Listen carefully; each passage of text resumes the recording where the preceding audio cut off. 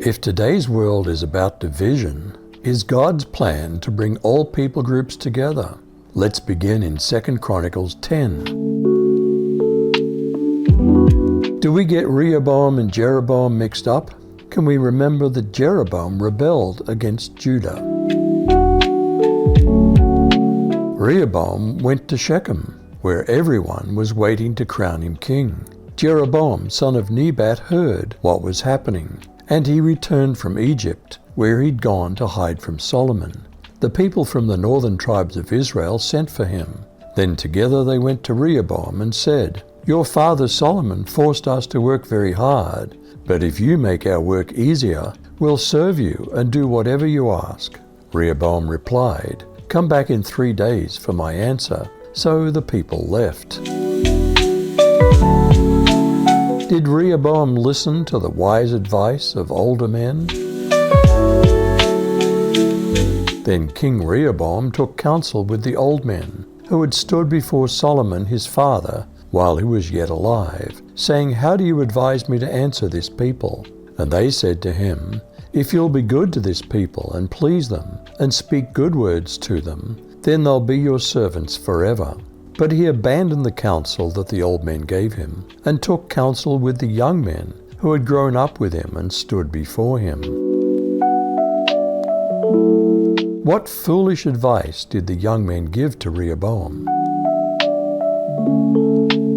He asked them, "What message do you advise we send back to these people who said to me, 'Lighten the yoke your father put on us'?"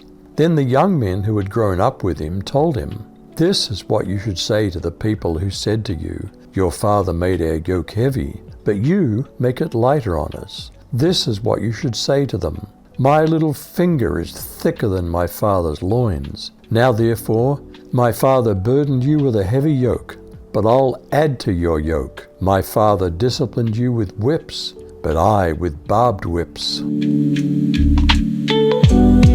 What harsh and inflammatory words did Rehoboam say to the people? So Jeroboam and all the people went back to Rehoboam on the 3rd day, just as they'd been directed when the king said, "Come back again in 3 days." But the king answered them strictly and ignored the counsel of his elders. Instead, Rehoboam spoke to them along the lines of what the younger men suggested. He told them, "My father burdened you heavily, but I'll add to that burden. If my father disciplined you with whips, I will too, with scorpions." Was the resultant division of the land in two actually of God? So the king didn't listen to the people, for the cause was of God, that the Lord might perform his word, which he spoke by the hand of Ahijah, the Shilonite, to Jeroboam the son of Nebat. And when all Israel saw that the king would not listen to them, the people answered the king, saying, "What portion have we in David? And we've none inheritance in the son of Jesse. Every man to your tents, O Israel. And now, David, see to your own house." So all Israel went to their tents. But as for the children of Israel that dwelt in the cities of Judah, Rehoboam reigned over them. Did this rebellion of Israel against Judah result in a long-term separation? Then King Rehoboam sent Hadoram, who was over the forced labor, and the sons of Israel stoned him, and he died. And King Rehoboam made haste to mount his chariot to flee to Jerusalem. So Israel has been in rebellion against the house of David to this day. Is there a prophecy about God reuniting Israel and Judah?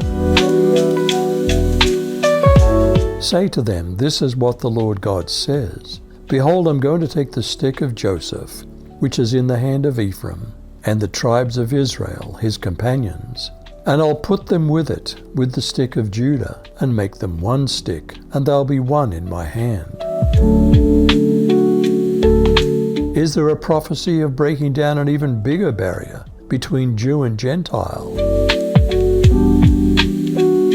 For he himself is our peace, who has made the two groups one, and has destroyed the barrier, the dividing wall of hostility, by setting aside in his flesh the law, with its commands and regulations. His purpose was to create in himself one new humanity out of the two, thus making peace, and in one body to reconcile both of them to God through the cross, by which he put to death their hostility. If today's world's about division, is God's plan to bring all people groups together? You decide.